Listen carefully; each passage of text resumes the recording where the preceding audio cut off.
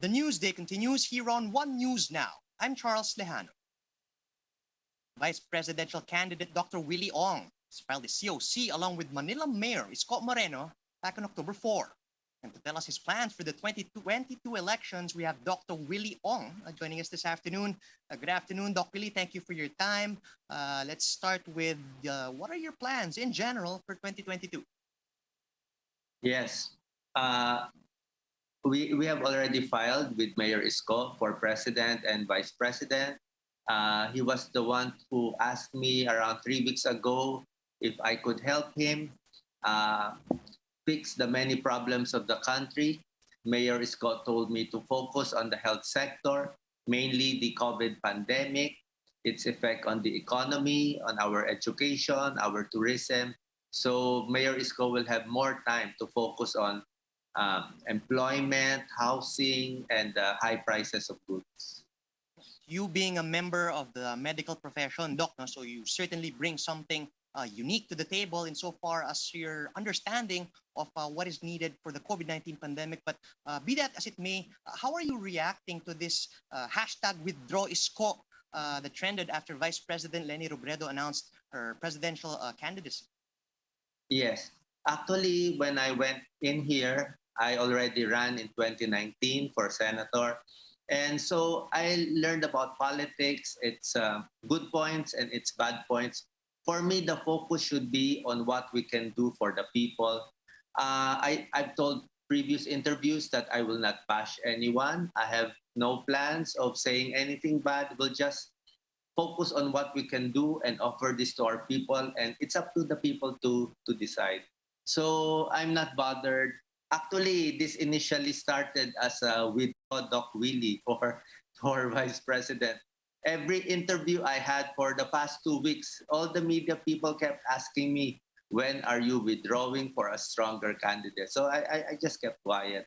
Now I think it's a bit different. They want the presidential candidate to withdraw. So I don't think we should tell anyone if they should withdraw or not. I think everyone is free to to give it their best shot. Right, and indeed, you will be giving it your best shot, Doc Willie. Although your running mate did have some choice words for Vice President Leni Robredo, even calling her a fake leader with a fake color, do you share the same sentiment? Actually, I I really have to be myself. I'm really focused on the problem, which is the health and the economy, our really COVID problems. I'm sure you know we are number 55, number 53 out of 53 in COVID response. We have one of the lowest vaccination rates, longest lockdown. You know what happened to our economy. We've been studying very hard about what we can do to help bring back the economy, bring more investments. Many economic experts say that we will be needing around 3 years before we can go back to pre-pandemic levels. So it's really a lot of hard work. So I want to focus on that. I don't want to waste my time on what other people are saying. Yeah, that being said, we also share the sentiment that some people, there are some sectors who are saying that there's fault in the vice president's running as president to supposedly prevent the return of the Marcoses to power. What would be your opinion on this issue? I don't look at it that way, Charles. And I think the people don't look at it that way. Everyone is free to campaign. They look at themselves, what they can offer to the people, as long as they can offer something good.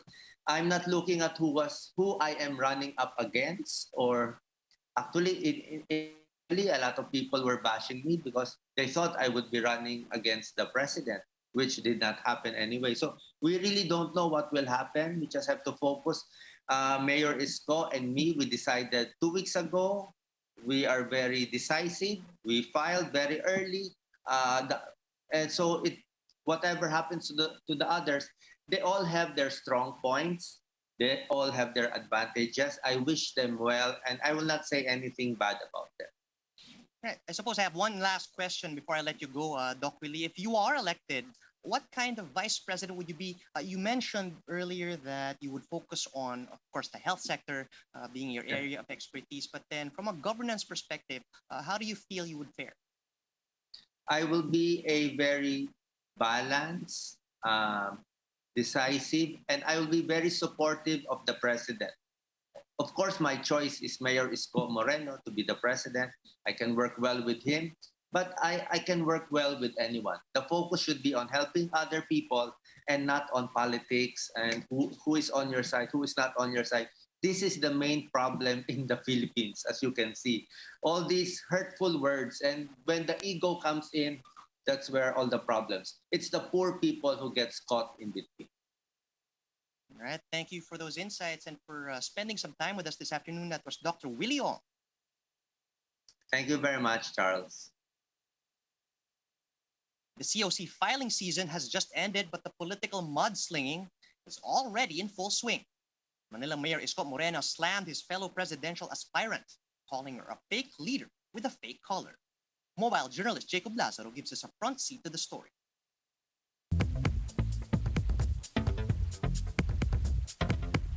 The change in political colors took many by surprise, but not as much as the fact that the chairperson of the Liberal Party decided not to run under her own political party.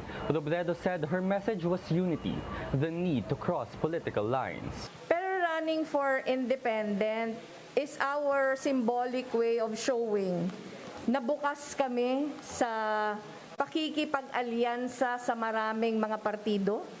Yung aming sinusulong na inclusivity. To the last minute, the Robredo camp tried but failed to forge an alliance with other candidates to present a united front, with at least 4 presidential candidates offering an alternative to the administration. There are fears of splitting the vote. Robredo disagrees. Hindi na ako ganun ka-concerned ngayon than when I was first starting. Kasi lumalabas naman ngayon, kami talaga yung oposisyon. Some supporters backed her up on that. Sobrang linis ng track record, walang bahid ng katwalian, walang bahid ng pagnanakaw, never nasangkot sa corruption. So yun pa lang talaga, yun na eh. On Friday, Pangilinan also filed his certificate of candidacy for VP under the Liberal Party. The once formidable party is fielding only 5 candidates for the Senate, at least for now.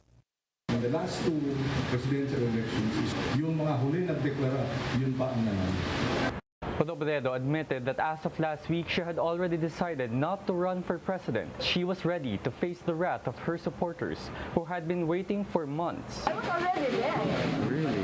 Nagpalit lang yung decision last year. What was the deciding factor naman? Everybody's yung realization that this is the right thing to do. In fact, Robredo said that among the many factors that pushed her to run was presidential aspirant Isko Moreno's stance on the Marcoses. Moreno earlier said that he wants the late dictator's family to be given a chance to redeem themselves. For Robredo, it's a non-negotiable, and they're just not aligned on many points. And the Manila mayor is now on the aggressive towards Robredo, calling her a fake leader with a fake collar.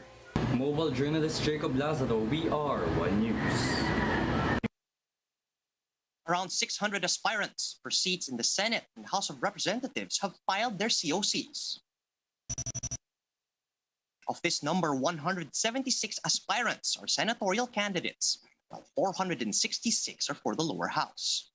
Some senators are gunning for re-election, including Senators Risa Ontiveros, Sherwin Gatchalian, Laila De Lima, and Senator Richard Gordon. Former Senators Antonio Trillanes and Noli De Castro are eyeing a comeback in the Senate.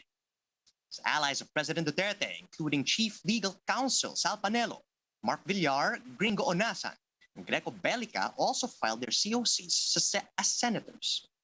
Other administration bets for Senate include broadcaster Ray Langit, Congressman Rodante Marcoleta, and actor Robin Padilla. New faces have also filed their COCs for Congress, such as actor Arjo Ataide and actress Carla Estrada.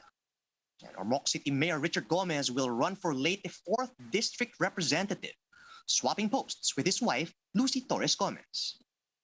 Senator Ralph Recto and MMDA spokesperson Celine Pialago are also eyeing seats in Congress.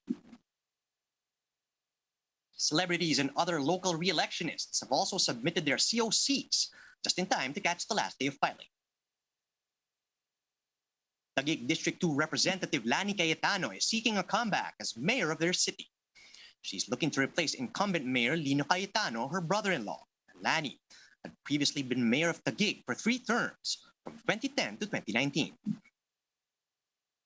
Incumbent Congressman Roman Romulo is looking to be elected for another term in the Lone District of Pasig City. He was accompanied by his wife, Leni Soledad Romulo, at the filing. Meanwhile, singer Imelda Papin is seeking a gubernatorial post in Camarines Sur, where she's currently vice governor. In a post, after filing her COC, Papin said she entrusts her fate to the Lord, and she is looking to replace Mix Villafuerte, who has been governor for 3 terms. OWA Administrator Mocha Uson and volleyball player Michelle Gumabao also filed their COCs under the Mothers for Change party list. Uson is the first nominee, while Gumabao, also the NTF LCAC's ambassador, is second nominee. Former Miss Universe Shamsi Supsup also filed her candidacy on the Arte party list, and Supsup is the first nominee of the group, who advocates for retail, textile, tradition, entertainment, and the creative sectors.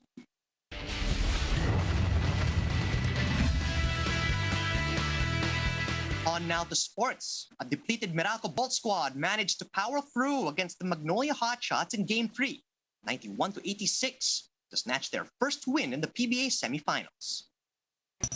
What can you say The about Bolts weathered the late Hotshots comeback to avoid falling into a 0-3 hole in the best-of-7 series. Chris Newsom finished with 17 points and 6 rebounds to lead the Bolts, who were missing the services of big man Raymond Almazan and role players Travis Jackson and Jammer Jamito. In the second game, the TNT Tropang Giga dominated the San Miguel Beermen 3, 115-98, to take a 2-1 series lead. The Tropang Giga took control from the get-go and continued to build on their lead in the next quarters to secure victory. Let's now take a quick look at today's other top stories. 97 presidential aspirants filed their candidacies during the 8-day period for the filing of COCs for the 2022 elections. COMELEC maintains that the substitution of candidates will only be allowed until November 15. The poll body vows to be very firm on the rules of substitution. Manila Mayor Isko Moreno slams Vice President Leni Robredo for failing to unite the opposition and for running as an independent candidate when she's the chairperson of the Liberal Party. And those are the top stories at this hour. Join us later at 1 p.m. as we continue to monitor the day's biggest stories. You can also catch One News on Signal Play. Just register for a free account at www.signalplay.com so you can stream One News live anytime and anywhere. I'm Charles Lejano. Mask on, wash hands, and stay safe, Philippines. We are One News.